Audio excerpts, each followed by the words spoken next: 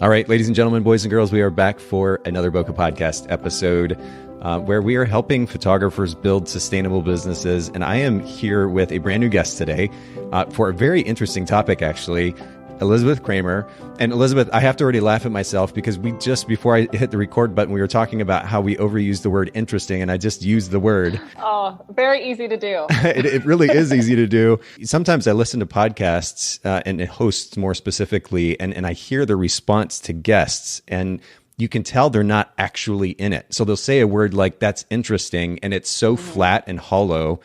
And that's bothersome to me. I want to throw as much actual positive energy that's genuine into the conversation. So just everybody listening in, know that I'm at least making that effort. But thank you so much for hanging out with us today. Just to give a little bit of context to what I just said, you're a former journalist turned wedding planner, wedding coordinator. And we're going to, I guess, harken back to your journalist days and leverage your strength as a writer and talk about how we can improve our writing abilities as photography business owners. We're going to get to that in just a little bit. But just to launch the conversation, as a wedding coordinator, I'm curious, one of the biggest principles maybe that you have found effective in your wedding, do you prefer wedding planning or wedding coordinating business? Oh, it's so nice you ask. It's one of those weird things. I talk to clients all the time because I never even knew that this was a thing people did, right? Okay. I knew wedding planner because I knew Jennifer Lopez. I'm a good millennial. I've seen the wedding planner. Absolutely. But I didn't know coordinator. So I use day of coordinator in my business. I'm going to be 100% honest. I do that just because I didn't know any better when I started 3 years ago. And now I have good search rank on that term. And it's kind of most what I am. Okay. But I also do more than most day of coordinators. So it doesn't really matter to me. I'm trying personally to get really comfortable with wedding planner because honestly, that's what people know. And I plan weddings, so that makes me a wedding planner. I like coordinator just because I think I had baggage around like, well, I'm not that type of person that has a headset and a little like binder and I'm going to boss you around. That's a wedding planner, but I think that's my own baggage. So call me whatever you like. I plan weddings, I coordinate weddings, I manage weddings. It's all the same.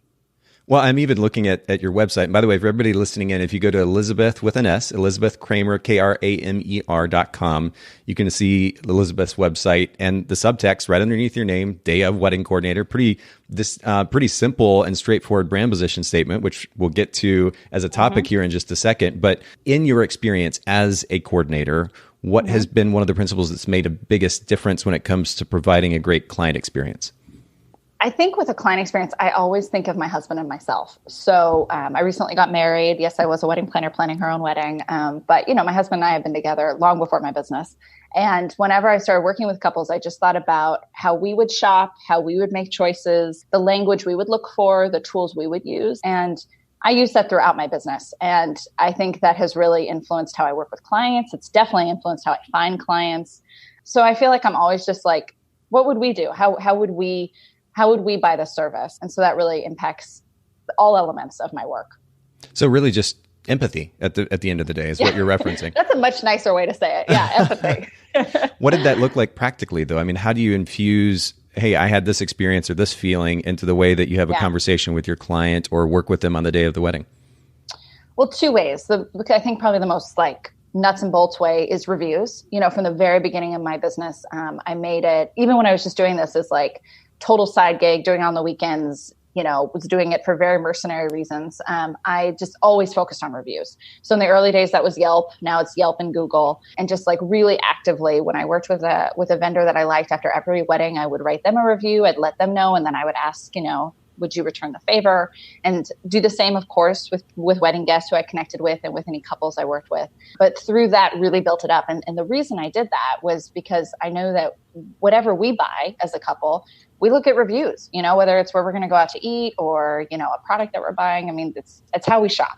And so I figured if we were a couple planning a wedding, which we weren't when I started my business, we were just a couple living together, enjoying our wild times, we would use that. We would not hire someone who didn't have at least a couple decent reviews from total strangers on the internet. So, it's weird that we trust those reviews so much, but I know I do. So that was a big thing.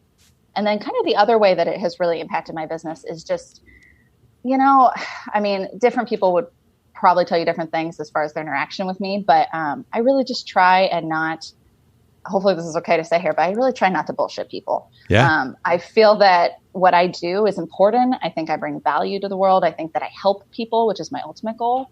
But I also am not an open heart surgeon, and I'm not working on some crazy, amazing vaccine or the cure for cancer. Like, what I'm doing is important, but it's not something that I ever want to get an ego about.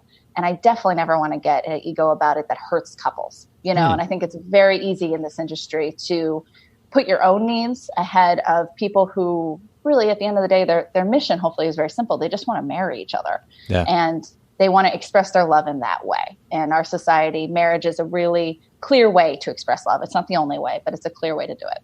And, that's what they want. And so I just really try and be honest with anybody I interact with. Like, this is how I'll help. Do you need a wedding planner? It helps, right? Anytime you can hire help, it helps.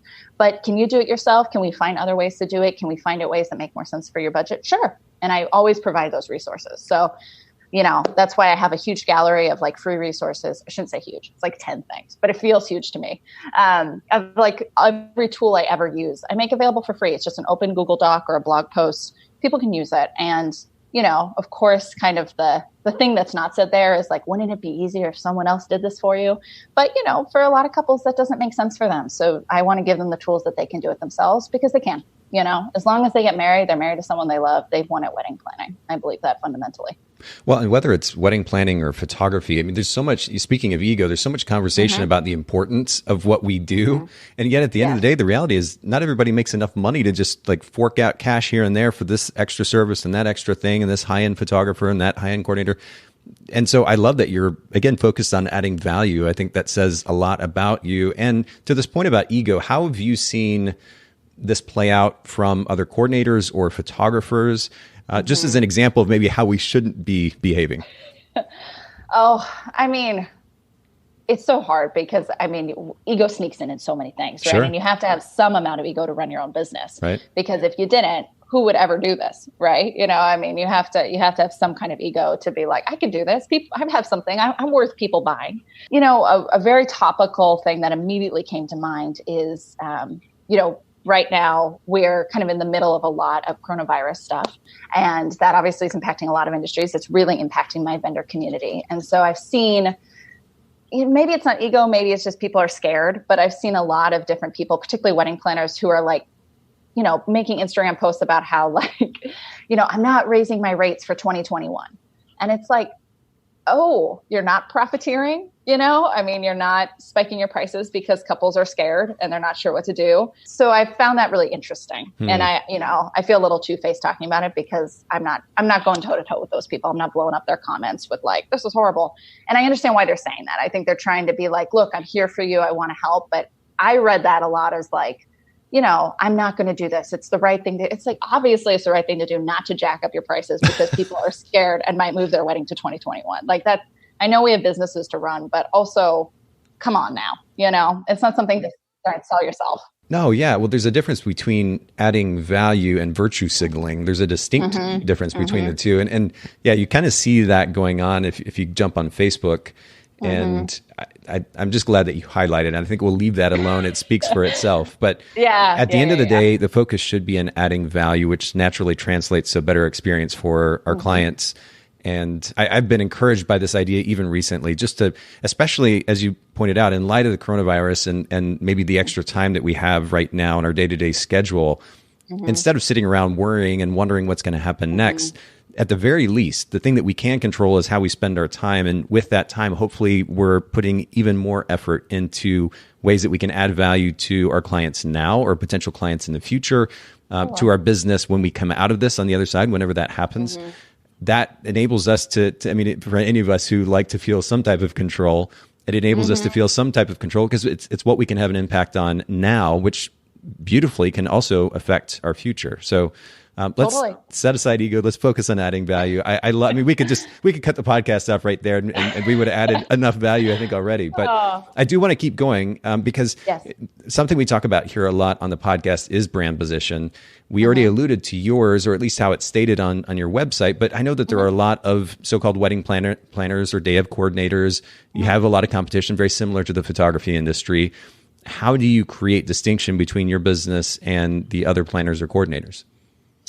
Well, my elevator pitch for myself, and it lands with different audiences differently, is I'm a wedding planner who's tearing down the wedding industrial complex. That obviously is not like, if I was to talk to a marketing pro, they'd probably be like, what the hell does that mean? So I know it's not like textbook great brand proposition, but the way that I view myself is I'm someone who has, for whatever reason, a set of skills. I can organize, I can communicate, I can effectively plan really big or small, intricate, intimate events, right? I can do all that stuff. For some reason, these are the skills that I was given.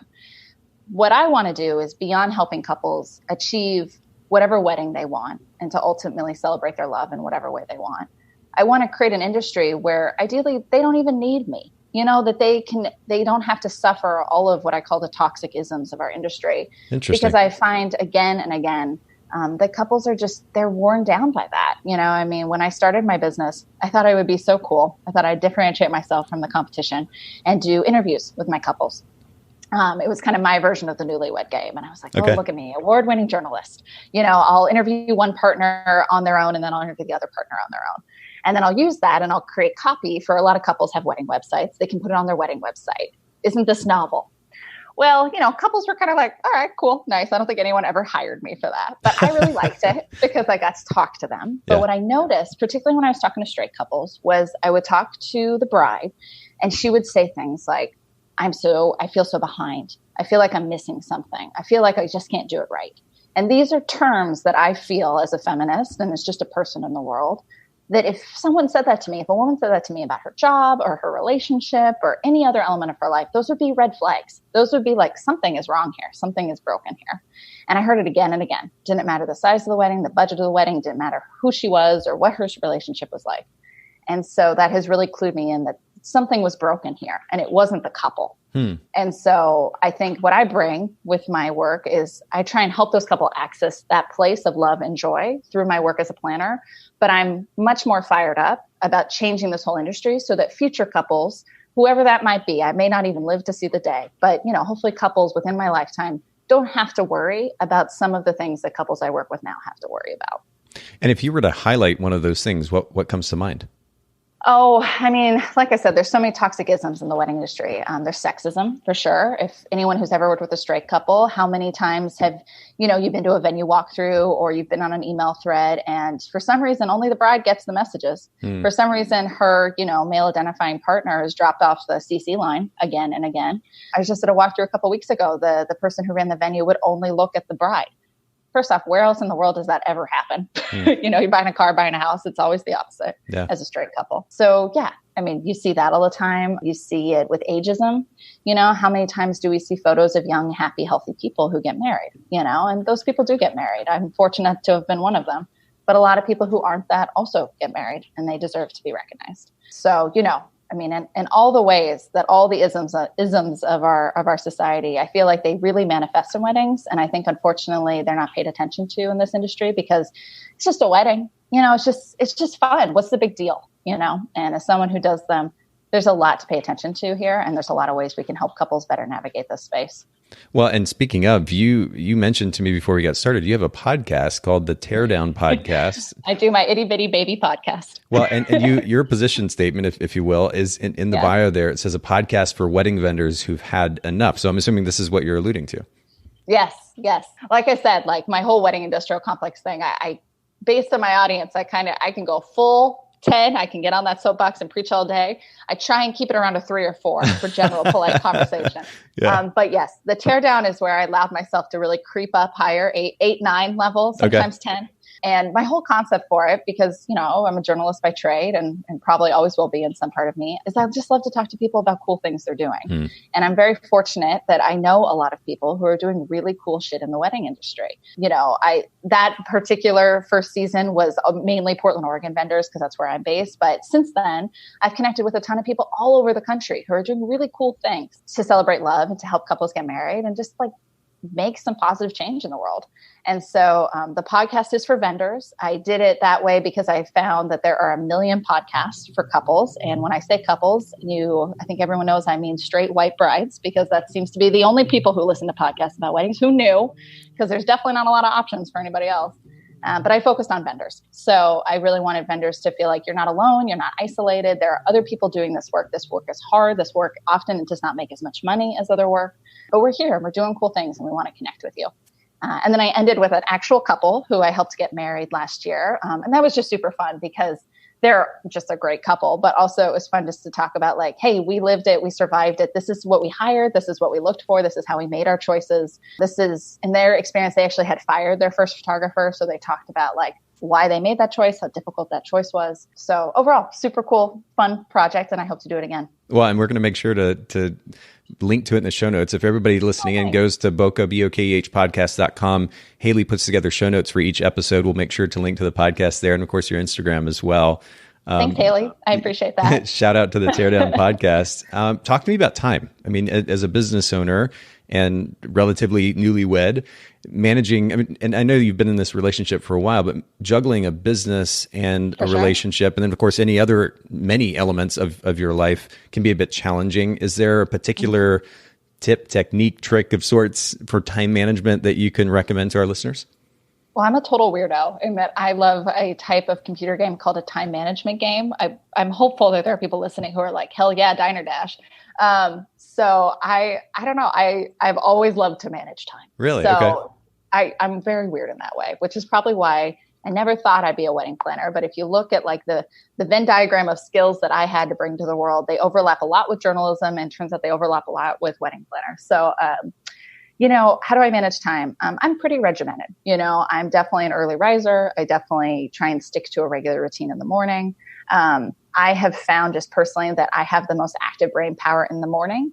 And so trying to make the most of being self-employed without necessarily a boss pounding down my cubicle, I really try and maximize that. So what that means is I try and do my creative projects in the morning. Yes. I've been working on a book. And so I know that like the first, I can get like a solid 90 minutes on a good day, and just trying to listen to my body, listen to my mind in that way, listen to my energy in that way, which I know sounds all very hippy dippy, but like is also really kind of true. It just is. Yeah. Yeah, it just is. And then I try and give myself a break. It's so easy when you're self-employed. And in my case, I work from home, which I know is not novel in this moment in time, but used to be quite novel. You got to have breaks. You got to step away. You have to eat. You have to drink water. It's like really basic stuff, but super easy to forget when you're in those email minds. And then, in the afternoon, I tend to do a lot more of the logistical stuff. I tend to do a lot more of like the email management, the client management. I'm a little odd in that I really try not to check my email after hours, which for me is about 5, maybe 6 p.m. And I really try not to check on the weekends, just because I found that I'm the type of person that I like to fix things and I like to react to things. But I find that I'm often doing that without my best brain power at those times of day. So I find that I'm more efficient. I get more done, even if it's delayed. And sometimes I tell vendors that and they're like, oh my God, really? Do you lose leads? Do people get mad? Do clients get upset? And I never had. If there's a day delay, I've never had anyone get mad at me about that. Maybe I've just been lucky, but I think it's because when I do reply, I have actually something to say. So, yeah, that's a loaded topic in and of itself too. We were talking about this. How do you effectively communicate without saying too many words? Because there is, what was the phrase that you used before we started recording? The void. Like just screaming into the void. Screaming into the void. Writing anything. Yeah, I mean, these days there's so much content out there. How do you make sure that what you're sharing is valuable? That could be a loaded topic in and of itself. Well, it's why, you very kindly asked if I have an Instagram tied to my business. It's the reason that I don't. I have an Instagram tied to the podcast, but that was a really hard choice for me. And I actually talked to, we had a woman on the Teardown, kind of a bonus episode because, all podcasts have bonus episodes. I wanted to be real legit, but Jamie Thrower, Studio 13 Photography, she does fantastic work. And she has a huge Instagram following, huge to me. I think it's like 12,000 people. And so I was talking to her about that. And I was just like, I really resisted going on Instagram. And I know that hurts my business. Like it's where wedding vendors are, and it's where a lot of people shop for wedding vendors. And in my line of work, planners are very aesthetic minded. So like, there's stuff that I'm not showing that I probably could convert into revenue. But I resisted it for so long because I didn't feel like I had anything to add to the conversation. And having come from journalism, having come from a place where, it wasn't unrealistic for me to write 10 500-word articles and just feed content into the machine. I just didn't want to do that if I was going to work for myself, So I've since, warmed up and realized that was kind of a black and white stance to take on things. And I have the Instagram for the podcast. I found it really relevant and helpful. It's a great way to connect with people. But that's like an ongoing conversation I have with myself about like, is this adding value? Or is this just more just fodder, you know? It's funny that you mentioned black and white. I very much relate to this because I have a tendency toward kind of all or nothing. And I'm 40 and I'm still learning this, you know, I mean, the significance of being in the so-called gray area. But at the end of the day, to our earlier conversations, you know, adding value, if we're in some way, even if it's a little piece at a time, adding value, I think there's something to be said for that. I very much feel your pain. The last thing that I want to do is add to the noise. But if I can in some way add value to somebody's life, even if it's just one or two people, then I feel like I'm doing something right. And so I'm glad that you've, and especially not just started a podcast that can add value in various ways, but ultimately that comes from a place of, dare I say, passion. I mean, this cliche word that we throw around so much. I mean, for better or worse, that's what I'm trying to do. We'll see if it works. I have to use our conversation around time as kind of a segue just to mention one of our sponsors for the Bokeh Podcast is Miilu, miilu.com, miilu.com. This is an app that makes it really easy, not only for photographers, but actually coordinators as well, to create and manage timelines and shot lists. But I want to ask you, when it comes to, we're talking about managing time and more specifically timelines on a wedding day, what have you found is the biggest challenge in doing so and putting together an effective timeline that is enabling to the client versus kind of constricting? You know, they function in these 5 or 10 minute increments. It can be kind of mind numbing. Oh, you know, the funniest thing about a timeline is I think that sometimes people think, and again, this kind of comes with the wedding planner baggage. I think they think that I carry a whistle around my neck and I'm going to call time if we're running off schedule. I think they think I'm just that type A. And, you know, I'm pretty type A. I mean, you have to be, I feel like, you don't have to be, but I think it helps a little bit in this work because you're doing so many details and you got to be so like logged into the logistics. But I really have always seen a timeline as like a tool. It is a reference guide. And anybody who has, ever been to a wedding, but definitely worked a wedding, knows that those things are fluid, man. They're human events, you know, and whether it's, 3 people in an elopement or, 250 people in a ballroom, it's going to morph and change. And, one of the reasons I love my job so much is because I am always challenging myself to adapt to that. How do I ride that wave? Because that is not my natural comfort zone. My natural comfort zone is, like I said, I follow a very strict schedule, doing my thing in the morning, doing my thing in the afternoon. That is where I'm happy. So I love the challenge of like, you know what? Sure. We don't know where the hell these chairs are going to go after the ceremony. So that just added 15 minutes. And now we're, oh my God, photos. And we got to remember sunset and golden hour. I love that challenge. Yeah. Golden hour is great. I very much support golden hour. It can be a real killer for a winter wedding timeline. Let me tell you, I've had some very good conversations with photographers about the light. The light is important. I understand. So what are my challenges with the timeline? Just making sure that people know that it will change, and I run a pretty tight ship. If anything, I've had to walk back how much I stick to my own timeline, because I was running ceremonies on the actual ceremony start time. And I began to realize that people don't actually believe that's going to happen. So they arrive late to weddings. I was like, okay, so maybe I need to give myself a little buffer there. I need to loosen up a little bit, but I try and be really collaborative too. I always respect photographers when they talk to me about the timings they need, because you have a very hard job. And I don't think people appreciate that. I think they think, oh, you're taking pretty photos. It's super hard, and it's super hard on a wedding day. So I always try and be in active communication with any photographer I work with about how does this look to you? This is the parameters we have. This is what we're working with. And I love the interactions best when the photographer wants to be collaborative in that way. I've definitely worked with people that are I think of a few people who are oh my God, they're not doing a first look. They're not seeing each other till the ceremony. That's horrible. And it's okay, not our wedding. Let's walk it back. Okay, not our choice. Do I love a first look? Hell yeah, because it kind of can take away a lot of the crazy stuff that happens right after a ceremony. Yeah. But if they don't want to do it, they don't want to do it. And that's important. It's how they feel on the wedding day. That doesn't happen very often. I think a lot of vendors I work with are in it for that. We're all rowing in the same direction. How do we get there together? So I try and create timelines that are flexible, collaborative, and not just in my own mind, the perfect wedding day, because they're all different. They're all the same set of puzzle pieces handed in some kind of crazy jigsaw box, and you got to kind of make the best out of it. But the good thing is that, at the end of the day, you're celebrating a really happy thing. So, the chances are in your favor that it's going to work out just fine, no matter what the timeline says. Yeah, you got to learn to go with the flow, right?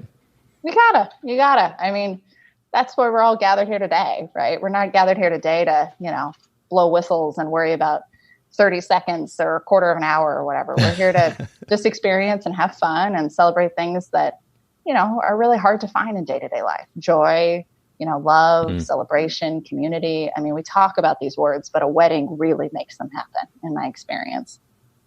What do you outsource or delegate in your business? Or is there something that you're doing that with right now? Because this is a point of conversation quite a bit on the podcast. I own a company, Photographers Edit, for post-production that centers around custom post-production. Which I think is a brilliant idea, by the way. Oh, yeah? I was like, this is so smart. I know so many photojournalists who would eat this up, but anyway, that's a different topic. Well, and have you found value in that process of delegating or outsourcing in your own business? I saw that question and I hate to admit it. I saw it and my first thought was, I don't delegate. I do it all myself, which is like so not true. It takes a village, right? I am a one-woman show in the sense that it's just me. I do hire a second coordinator when I work 2-venue weddings. That's a question I get a lot. But yes, it's usually just me. The thing that is most topical that I'm trying to delegate is, like we were talking about before we started recording, was an audio tech, because I never want to listen to my own voice again working on my podcast. But, that was also hard. I mean, it's definitely a challenge with me running my own business to not do it all. I know that's not a unique thing.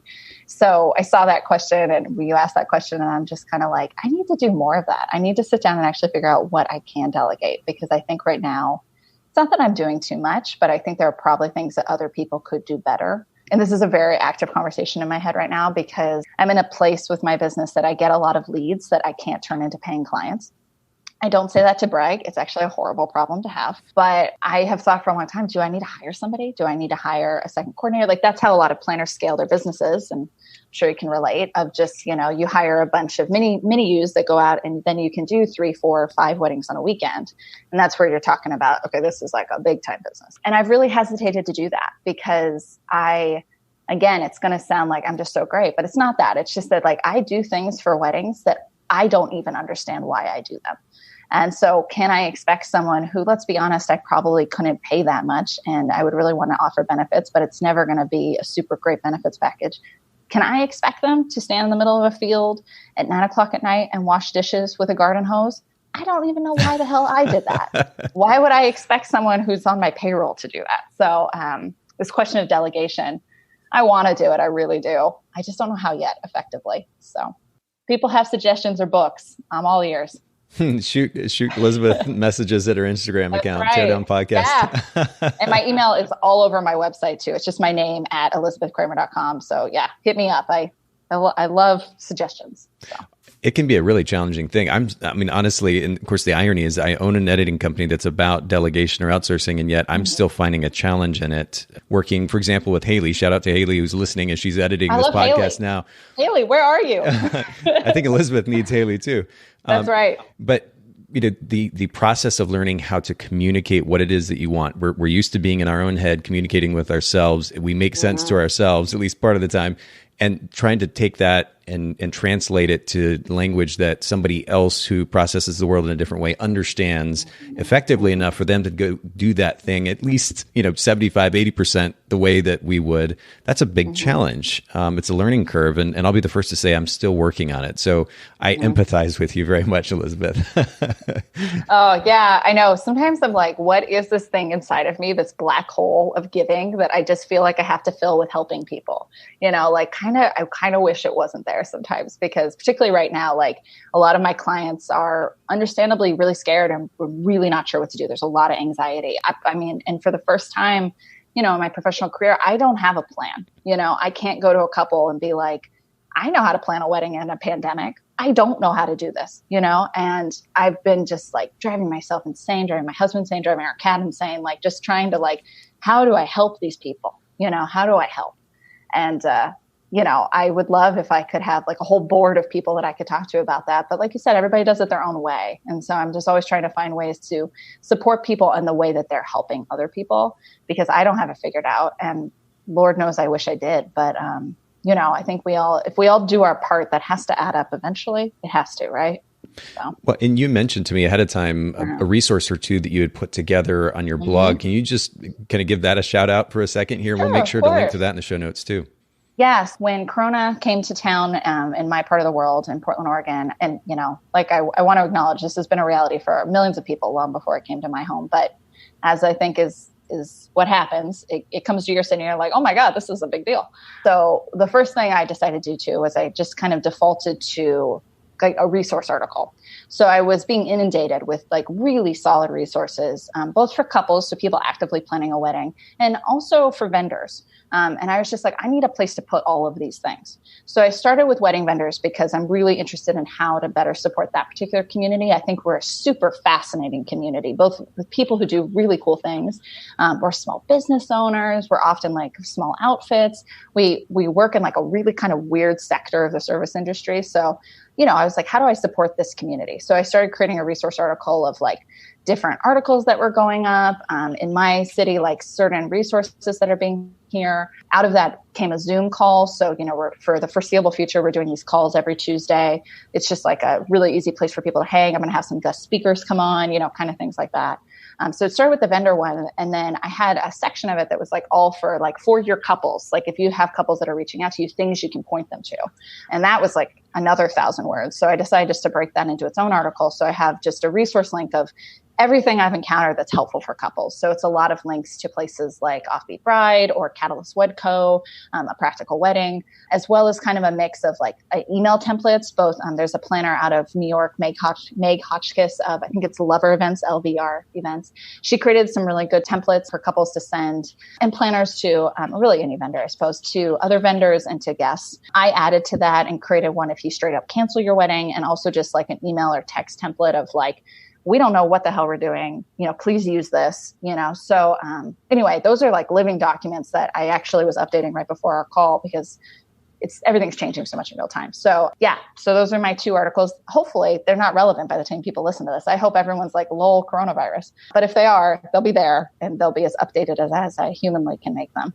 Well, I mean, even as you're talking, I'm even that much more compelled to see how we can get this out there. So we may actually bump this episode up and try to push it out sooner than later because it sounds like an incredible set of resources.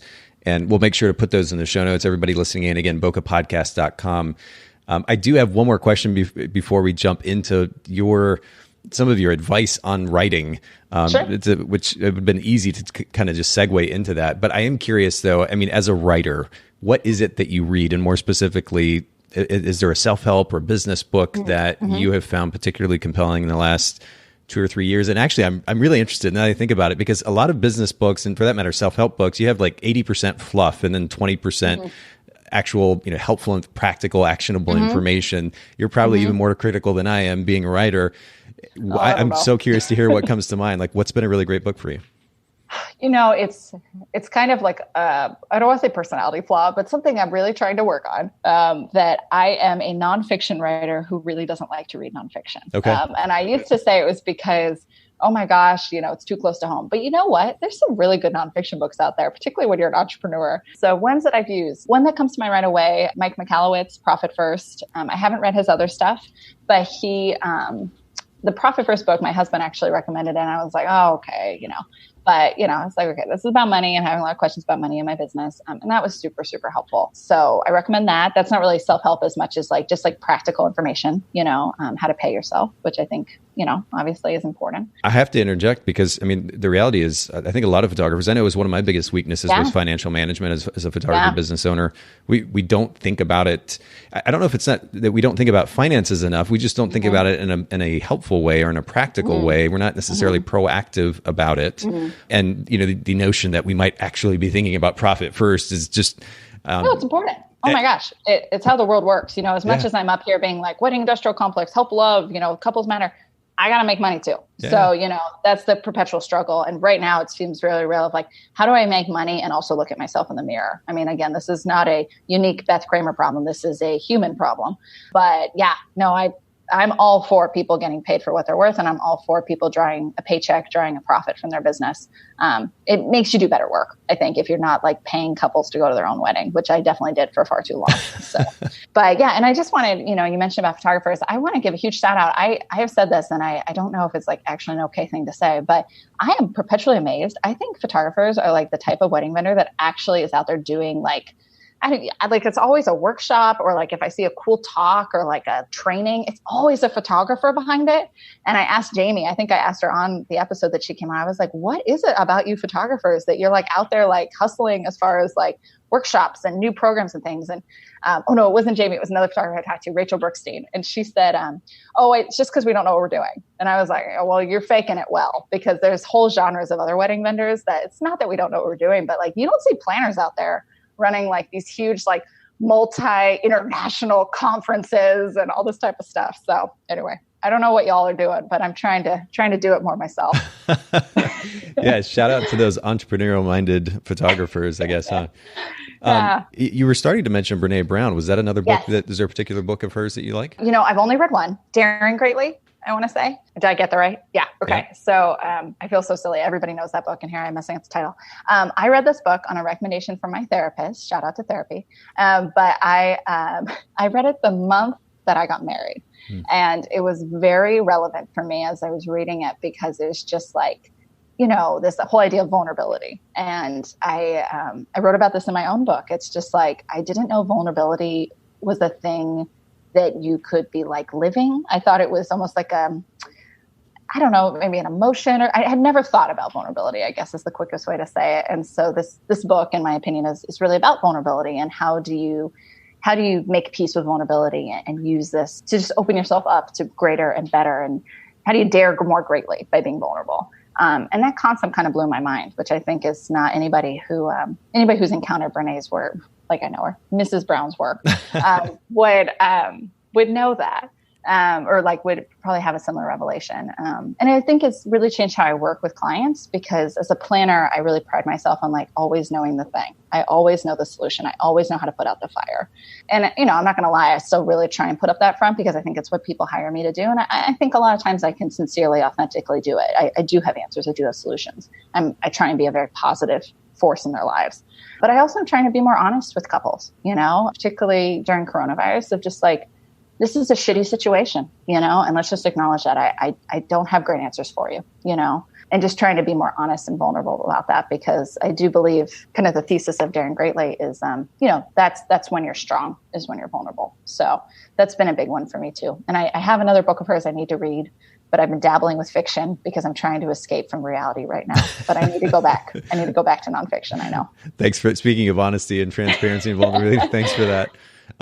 Sure. The reality, of course, is honesty, even to the extent that you alluded to, saying, hey, I don't have it all figured out. I'm not exactly sure what to do right now. That just communicates humanness, which enables us to more effectively connect with a client or potential client. I think that's a really great reminder. We'll link to both these books in the show notes. Again, bokehpodcast.com, or alternatively, some of you may have heard recently, we put something together, a resource, Haley put together a resource, bokehbookshelf.com, Ooh, cool. where we put some of the more commonly recommended books, such as Brene's.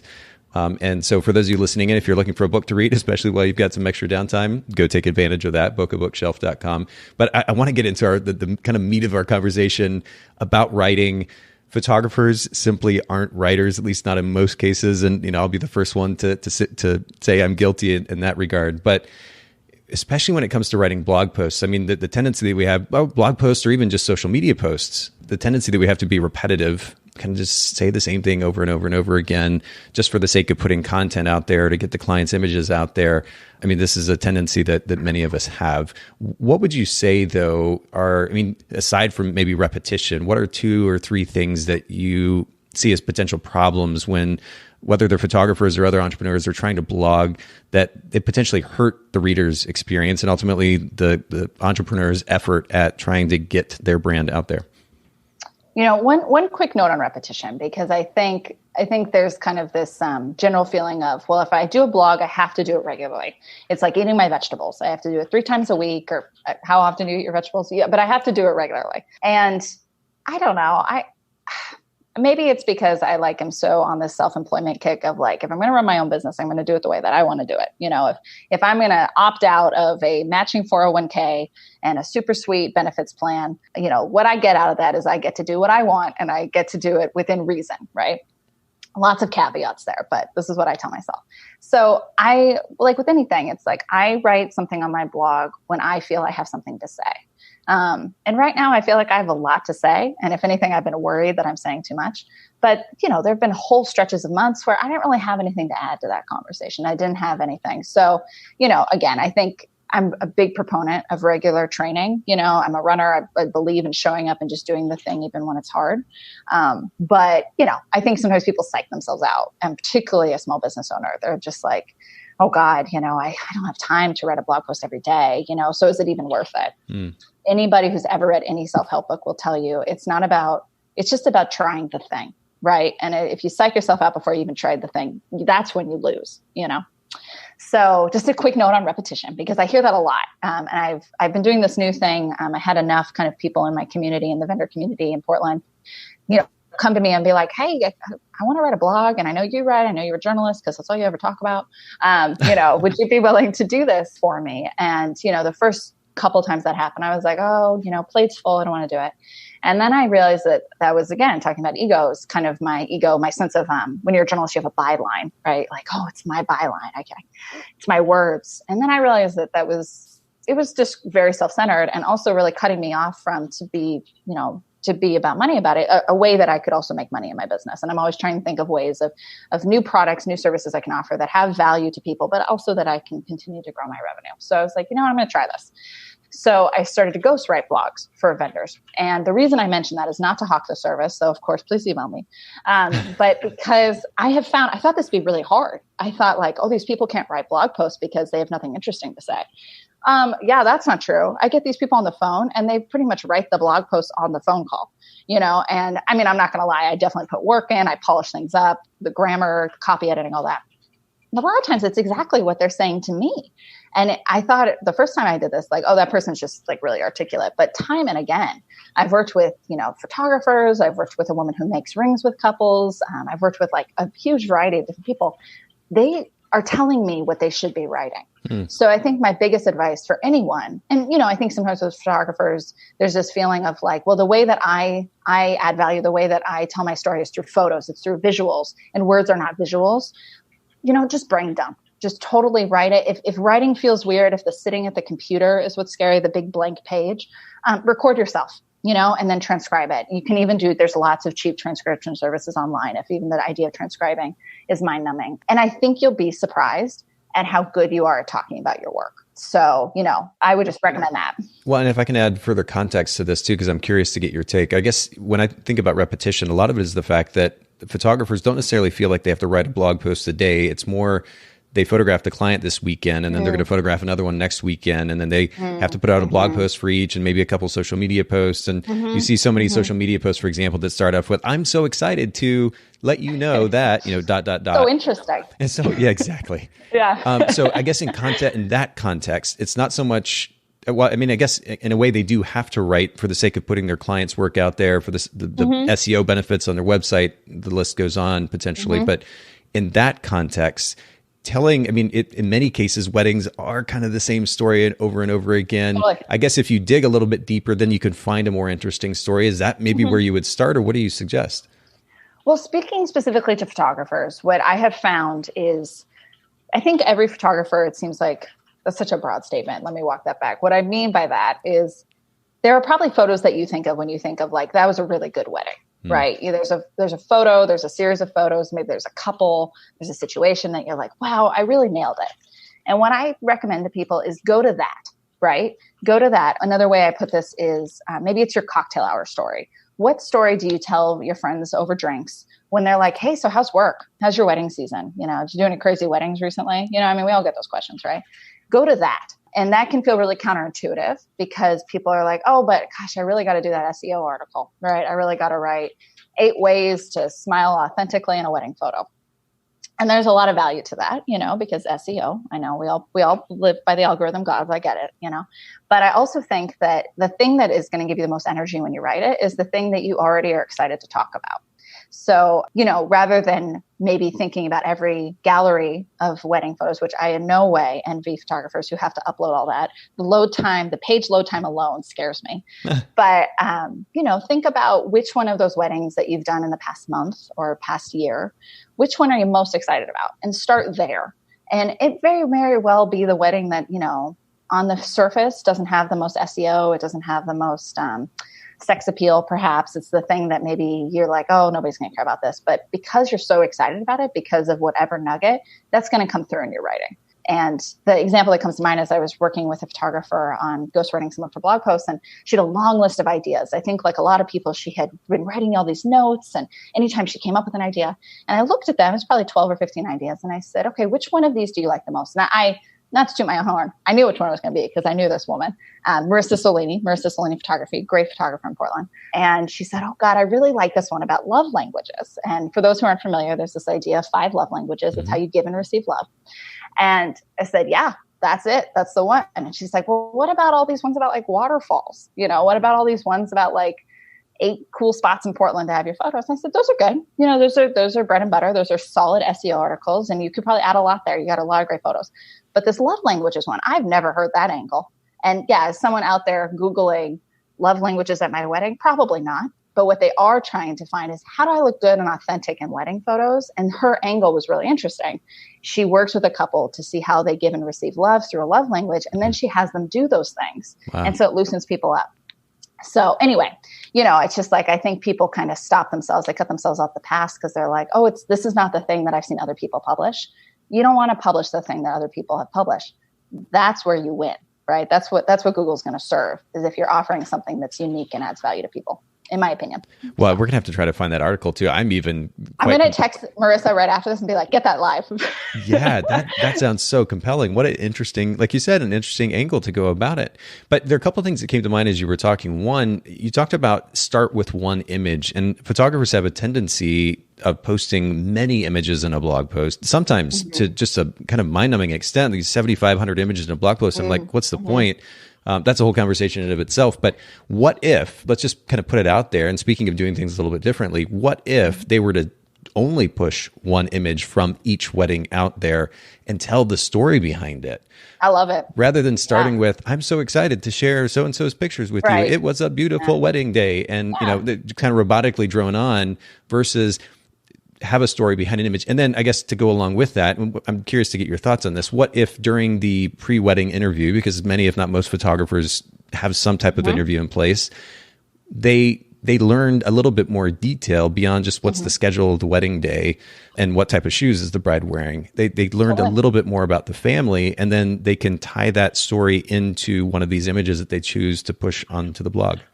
I love that. I love that for so many reasons. One of the reasons I love it is because if you're just a person in the world, so you're using the internet, you're being inundated with content, right? I mean, how many times have we heard that? So how nice is it that you can offer something to someone, a prospective client or current client, it's just a breath of fresh air. It's 1, maybe 2 really beautiful photos. And it's your experience as the photographer. And, people are like, well, how does that actually convert into a client? You, without even trying, are showing your expertise. You're showing the level of service you provide. You show how you care for your clients. You're really, rather than inundating people with a million photos that, let's be honest, they've probably seen some incarnation of before, you're highlighting one in particular. And I hesitate to talk about this on a podcast that photographers listen to, but, on my website, I get feedback sometimes from photographers and from videographers that are like, wow, you don't have any photos on your website. Not true. I have a few. You can look under reviews. I have a photo myself. But that was really intentional by me, because I found when I was kind of looking at other coordinator and planner websites that I was just feeling so overstimulated when I went to their websites. For us, it's a lot of like centerpieces or mood boards, but it's a lot of color, it's a lot of activity. And I love color and activity, but I was thinking, if I'm a couple shopping, if I'm my husband and I shopping for a wedding planner, I want someone who's not going to immediately tell me what my wedding should look like. I want someone who's just, in my opinion, is there to cross T's, dot I's, and to help me execute the vision I already have. So that's why if you go to my website, I mean, honestly, it's kind of stark. It's like blue and white. It's pretty simple. If anything, it has too many words because that's my cross to bear. But, there's not a lot of photos. And so I've gotten clients who say, hey, I reached out to you because it was so nice not to be like overwhelmed by my photos. For photographers, I think obviously people are shopping for photos, so don't take that advice, word for word. But I think there's a lot of value in the idea of like, what's like one really good thing that you've done? What's one really good photo that you've done? Because I think people, they appreciate the breath of fresh air. They appreciate the room to process. 100%. Yeah. I mean, to your earlier point, see what the industry is doing, go the opposite direction. Instead of 50 photos, do 1 or 2. Tell a great story about those. Again, we could end the podcast right there. If they took and ran with this idea, there would be significant value added. I want to keep going. Pause, go do it, and then send it to me. I'd love it. I love looking at beautiful photos. I mean, we have a photo from our wedding, because I think couples, that's what they do, right? They pick probably 1 or 2 really beautiful photos, and they print that out and they show it. Maybe they have an album. I hope they do, because the level of quality that photographers produce for 500, 600, 700 photos, like, it deserves to be celebrated. But often people are picking a handful of photos to share on their home. So I think it'd be really cool to mirror that idea. Like, what's the photo you think this couple is going to frame and show their kids if they decide to have kids? It's a cool idea. Well, the text or the copy that has to go along with that image or couple of images is what I want to come back to, though. And you actually wrote a post called Wedding Vendors, How to Finally Write That Blog You've Been Putting Off. We're going to link to that in the show notes as well. But I want to use that just kind of some talking points for our listeners today. Of course, we want them to go read this blog article and some of the other resources that you've posted there.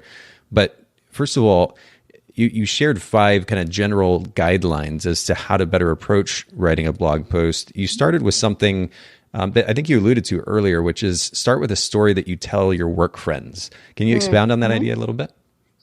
Yeah, I mean, when I started doing this job, right? I mean, I think there's such a novelty to working in the wedding industry. Like, I don't know, maybe it's just the people I run with, but like when people ask you like, oh, what do you do for a living?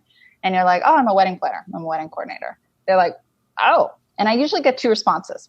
The one that I hate the most is the sexist one, which is, oh, you must work with a lot of bridezillas. That is a whole different podcast. We do not need to talk about how bridezillas do not exist. It's a horrible word. It's another B word to call a woman. Shout out to the Teardown Podcast. That's right. Yeah, please. That is definitely a theme. I have a whole article about it. But then there's also this kind of second of just like, oh, that's interesting. And people light up. They want to know more. And that, I think, is kind of the beauty of what we do is like weddings make people feel good, right? And they also can make people feel really bad to the first part of this interview. But they make people feel good. They're one of those things in life that you're like, oh, it's a wedding. It's exciting. That's fun.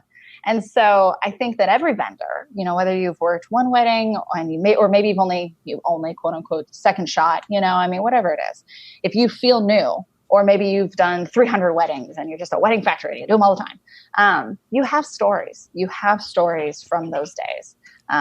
And just throughout my work, those are the stories I like to tell. Those are the stories that I find people have an emotional reaction to. And so that's kind of what I mean when I say like a cocktail story. What's the story that you kind of go to that you're like, oh my gosh, let me tell you about, like I had one a couple weeks ago. I did a wedding. I love talking about how when I used to do a wedding, because right now it feels like I'll never do a wedding again with coronavirus, but that's not true.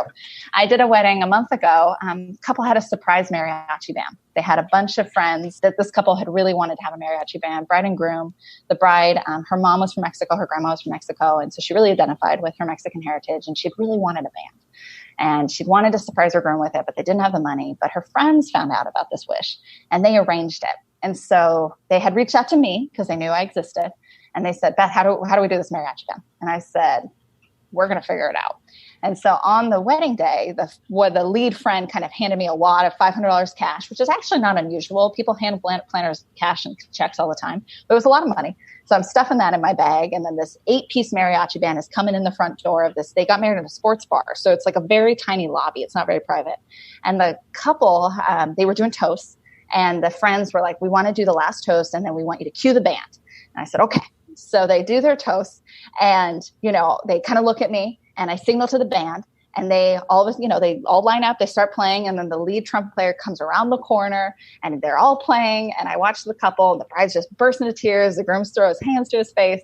It's like, that's a story that you tell people. And it's like, they react to that. And so I ended up writing a post about that because I just thought that was such like a good thing. And then the thing that came out of that was this bride's grandma. She had recently lost her husband, the bride's grandpa. They'd been married decades and decades, and he had died a few months before. And no one expected Abuelita to dance at her granddaughter's wedding. She was in mourning. But this mariachi band started playing, and that woman, she just two-stepped right out of the middle of the dance floor. She danced the whole night. She danced with her granddaughter. She danced with all her family. And then she came up to me, and she was so sweet. And she said, one of the band players, he's from my same town. And he was able to play this song that I guess was special to her town. And it's like, what is the SEO of that story? I don't know. I mean, I didn't make the headline, how to have a mariachi band at a wedding. But I wrote that story and I sent it out to my newsletter, and I got so many responses of people that are just like, this made me cry. Like, this is so exciting. I'm so excited for my wedding. And I think that's the stuff we're sharing at the end of the day. Well, and I think for our photographer's reference too, my point earlier about finding out some of the backstory behind this family, not just the bride and groom, but some of the family associated with the wedding, being aware of those things and then tying it to an image. Like, I mean, if you know that story and then you see grandma on the dance floor, naturally you're going to go photograph that. So now you have an opportunity to look for specific images because you probably know this by now, but for photographers, photographing yet another reception can get extremely mundane because everybody's, that's just more of the same. So, but if you actually have something to look for in that regard, it'll make it that much more interesting. And then you have a final product for blog content that's going to be significantly more interesting again. But that is a great way to go about it and great point of conversation. I want to jump to the second one though, because you point out not only should we start with an interesting story, but we can also write from a personal perspective of, shall we say, interest, to use the word again, or passion, or we're otherwise. Just very interesting. We can't help it. We're disinteresting. But if we start from something that we're interested in, and actually, just to kind of break the fourth wall here, leading up to our conversation, what I said to you was, I'm interested in motorcycles.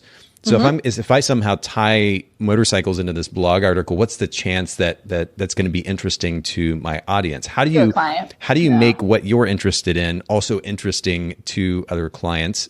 Or is that even a thing?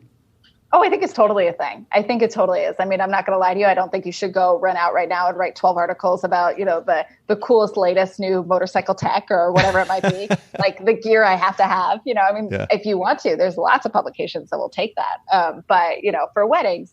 But I mean, just having met you, I imagine there's some type of overlap between weddings and motorcycles. And I don't know what it is. Maybe it's you rode a motorcycle to a wedding. Maybe you were able to buy a motorcycle with money you made off of a wedding. I bet there's a tie there, right? And that's where I would start and kind of build that out. Of course, as much as I wish I could just write about things that interest me all day. And I have definitely had on my story ideas list a Downton Abbey weddings story idea for years. Have not pursued that because it's probably a little too insular. But I think that there can be value in that for people. And I just encourage people not to psych yourself out of that stuff. People want to know what you can offer in that way. They want to know who you are and what your interests, how they make you a more rounded person, to ultimately help them, because you're being hired to help at the end of the day. And I don't mean that in a way that would make people feel bad about that. It's just that's what I think we do. We're in a service industry. And so there's a level of service there. But how can we show that we're well-rounded thinking people? We're not robots. And how do we use that to help elevate our work with couples? Well, learning to make association, I think, is at the root of being a good conversationalist, or so I'm learning anyway. And so if we're able to relate a particular incident on the wedding day that we're telling a story about to a personal experience, I think at the very least, and I'd love your thoughts on this, but maybe the kind of compromise and ultimately the value for the client in the end is to still bring that back around to them. If we end on the motorcycle, maybe that's not so valuable. If we are able to make an association and then bring it back around to the client again, maybe that's a great way to go about it. Well, and I think something, and I try and fold this into all my work, but particularly my writing, is I think it's very easy when you do, I did 18 weddings last year, which is not you definitely talk to people and they've done a ton more, and other people hear that and be like, wow, good for you. But that's, not to brag, probably 18 more weddings than a lot of people in my life did last year, who don't work in the wedding industry. So I think when you do that many, it's can get easy to just be like, oh, of course, golden hour is a thing. Oh, you don't know that some venues have really weird rules about trash, it's because it's a sea you swim in. So I always am challenging myself about for the couples I work with, often they've never planned a wedding, or if they have planned a wedding, never with this set of circumstances. And so you always have to remember, they don't know what they don't know. And that's not in kind of a parental way. We're not trying to be all knowing and there's a golden tower here and you have to get access. But what weird things do we know working in the wedding industry that, one, are both compelling and entertaining, so you have that element to it, but also are actually interesting and useful. And so that is really the thought behind every piece of content I've ever written or helped on. And so the thought behind all that gallery of free resources I have. I mean, that's just really naturally questions that clients ask me a lot. And so if this whole like cocktail story idea, you're listening to that and you're like, okay, that's so nice, but I don't really want to do that. Sounds like a creative writing project. Another way you can kind of start writing, if that's your goal, is just to think about like, what are the questions that people ask me all the time? Like, what are the questions that clients are always asking me? So for a photographer, it might be, should I do a first look? I imagine might be a common question. Write that piece, write that answer. And honestly, you've probably already written it. Go back through your emails with couples, copy and paste what you've told them and make that a post. Is it going to be as compelling as my super moving story about the mariachi band and Abuelita and her dead husband? No, it's not. I mean, that's a really good story. I really love that story. But it's going to have a lot of value for couples and also huge benefit. You can link to it. You can link to it when the next couple comes around and be like, oh, that's a great question. I have this whole resource for you. I just did it because I have this really kind of boring, but also super helpful article about event insurance, which is like a very common thing planners get asked about because a lot of venues require you have insurance on your event. And so a couple asked me, so I just sent them my article and it saved me, probably 15, 20 minutes of rewriting that and made me look super smart because I had it. And it also gets really good search traffic because people are searching that. So it doesn't have to be creative writing. It can definitely be more, just answering questions too. Well, that's really great. And you kind of alluded to this idea a second ago, the significance of the audience that you're actually speaking to. Mm-hmm. I want to, can you expound on this idea? This is one of the points that you made in your blog post. What does it mean to remember who is reading? How do we more effectively speak to, actually, I guess maybe two-part question, make sure that we're aware of who we are speaking to and then more effectively speak their language? So anything that I create for my business, I am trying to think about like, what value is this adding to my business, right? Like, who am I trying to attract here? For a lot of vendors, that answer is couples. I want to get someone who's engaged. And you can get really specific. I bet a lot of people who listen to this have probably done like the ideal client exercise. Like, who's your ideal client? Who's your ideal lead? That's a super helpful exercise. And you can also use that for your content because you can then think like, okay, if my ideal client is, just to paint a very broad stereotypical brush, it's a young woman who is probably in her late 20s, early 30s. She's planning somewhere in the idea of like a $30,000 to $40,000 wedding. Maybe it's 100, 150 people, may or may not be at a barn, TBD. You can, again, kind of be like, what articles would that person be looking for? And that can kind of start you on that path. So I feel like I'm totally going off on a tangent. Remind me what I was even answering before I went down my beautiful ideal client line. Well, no, I think it's actually quite relevant. Just remembering who you're speaking to and writing accordingly. Yeah. So if you have that person in mind, that person is going to be looking for something different than maybe, a gay couple that is having a 300-person ballroom blowout affair and is in a totally different part of the world, right? So I think that idea of who are you speaking to, it can really inform the resources you provide, and it really helps narrow.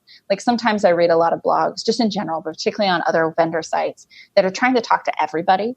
And again, I'm sure anybody who's ever read a book about running your own business, you can't help everybody. You can't appeal to everybody. There's The Pumpkin Plan is another book that I recommend that's really focusing on like, what's your pumpkin? What can you grow? Huh, okay. So another one, I want to say Mike also wrote that one. But this idea of, who can you most help? And then really zeroing in on who to help and help those people with the resources that are most beneficial to them. And there can be this really nice loop of like, you've helped them, you've given them free advice, they're going to reach out to you. Specificity. I mean, that really makes a big difference. We've had, I'm personally experiencing this and honestly trying to live it out with our podcast. This is going to be episode like 379, I think. Congratulations. Within the last 3 years or so. Well, no, the only reason I bring that up is because it's a lot of content and I feel like we're just beginning in some ways because there are certain topics that we haven't really even hit. But what I was getting to is the specificity matters for the sake of longevity and scalability. Because if I were to sum up the topics that we've covered on this podcast, I could say we've covered maybe 10 primary topics or 15 primary topics, but we've looked at it from different angles. We've heard from different perspectives. And that has enabled us to be able to be more specific, which means a lot more content, but there's also just this massive benefit for the sake of SEO. And what's been interesting recently, I mean, we've mentioned the coronavirus, but we've been able to, Haley just earlier this week, put together a whole resource, which is what to do during slow season. And it's a compilation of 10 plus episodes that we previously published. That we're able to, awesome. yeah, we'll put that in the show notes too. But what we've it's content we previously published that we can share now, packaged as almost its own thing. And it adds value in some way. So I think specificity matters on multiple levels, particularly when it comes to, as you're saying, speaking to a variety of audiences and a variety of contexts. It's so important, and I really love that as a piece of advice. The other thing too, and I want to respect your time. We've kind of hit the hour mark here. I'll just kind of allude to this, tease this a little bit. Yeah. You did give a 5-paragraph template in the blog article. And we're going to link to this blog article in the show notes. I'm not going to give away that content. Anybody that's listening in, make sure you go to this blog article, and we'll link to it, as I mentioned, at bokehpodcast.com. Look at that template, because I know that the other thing too, that photographers and I'll speak from personal experience, I think we lack in some cases an understanding grammatically of what it means to write an effective article. And you give a really simple, brilliantly simple template here that we can follow. And I think it would be a good point of reference for our listeners. Oh, hell, I'll give it away. I so appreciate you sending people to my website. It is there. Please use it. I didn't make this up. This is the 5-paragraph template that you probably learned in elementary school, right? Okay. I mean, I think we all kind of probably started writing like, 4th, 5th grade, when you're like given the like, tell us about your pet, or like, why do you love your parents? Whatever it is. Like when you write that 5-paragraph essay, that's what this is. And the reason I simplified it is not to dumb it down and not to make it seem like, easy, because writing isn't easy. It's hard. It's hard to get the words in your brain down on a piece of paper on a screen. That's why some people are super, super good at it and talented. But for a lot of us, we're just trying to get those words out. We're just trying to be clear. But with that 5-paragraph template, it's just a few sentences per paragraph. And I recommended that because you can do that. If you've ever written an email, which I would imagine 99.9% of people listening have written an email in their day, you can do this. And it doesn't have to be super clear. You don't have to have the commas in the right place. Just try and get the words down, and then you can always polish it up. And I'm I come from a background that, like, of course, we really focused on like copy editing, AP style, like, that was the sea that I swam in. But I also am here to tell you that if the story is good and what you're saying is interesting, people don't really care so much if there's a typo. They just don't. So, just do the exercise. And one of the reasons that I am so passionate about vendors sharing their story is because I have found, admittedly in my short time trying to do this work, that is the most effective way to change this industry, is if people talk about what they're seeing. And that's why I'm like advocating super hard recently. It's like, if you're a vendor and you have a story, please tell it, because if a couple's not going to get value out of it, which they will, because there's a huge lack of transparency in the wedding industry, which is part of the reason all this stuff festers and gets horrible. Other vendors will get value out of it. I mean, that was the idea behind the teardown. It's the idea behind, I run a Slack channel for Pacific Northwest vendors. It's the idea behind these Zoom calls. It's like, we are all doing this work, but because of the nature of our work, we don't have coworkers. We're all isolated. We're all in our own studios. We're all in our own, working full-time jobs and doing this on the weekend. And so where do we create these places to gather? Because then you really do realize that, like, I'm not the weirdo, right? I'm not the weirdo that like does this for these reasons, and sometimes the people that are doing it for other reasons, they're not bad people. They're not good people. It's just, they're doing it for different reasons. Sometimes they are much more successful at tooting their own horn or having huge followings or whatever it might be. And so it's very easy to think, well, that's the only model for success. And I haven't proven it out. I don't know if I'm ever going to be the person that makes millions of dollars on these ideas, but I have found a lot of personal value, and I've been able to run a profitable business believing this. So I just really want people, particularly wedding vendors, to know that you have a story worth sharing, and you should try it, even if it's scary, and it doesn't have to be hard. It can just be something you write and nobody ever sees it, but at least you wrote it. Well, you even say in one of those paragraphs in that segment of the article, you said, write down how you start the story. You always tell your friends, and here's the key sentence, don't sweat the actual language. Just write it down. The goal here is to get anything on the page.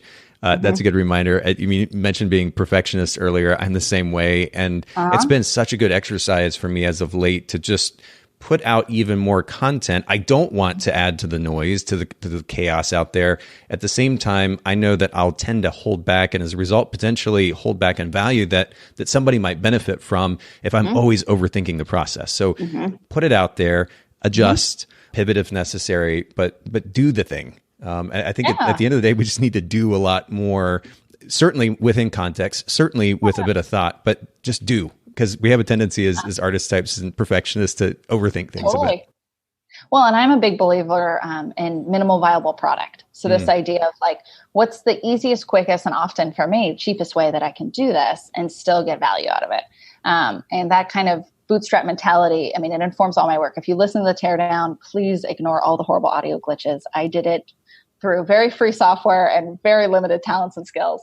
But that was just an experiment. And it's one of my perpetual challenges running my business of, how many experiments can I run and which ones are worth focusing on and which ones aren't worth focusing on. And I know that I'm coming from a place of like, well, who's she to talk? She has a journalism degree and she's very comfortable with writing. It's her natural medium to communicate.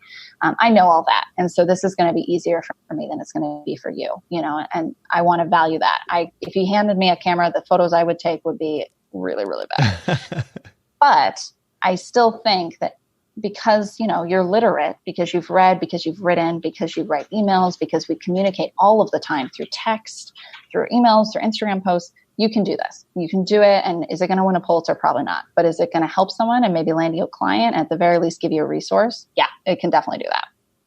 Beautiful way to sum it up. Thank you so much for making time for the Bokeh Podcast community, for adding wonderful value. We will link to your article and resources in the show notes, bokehpodcast.com.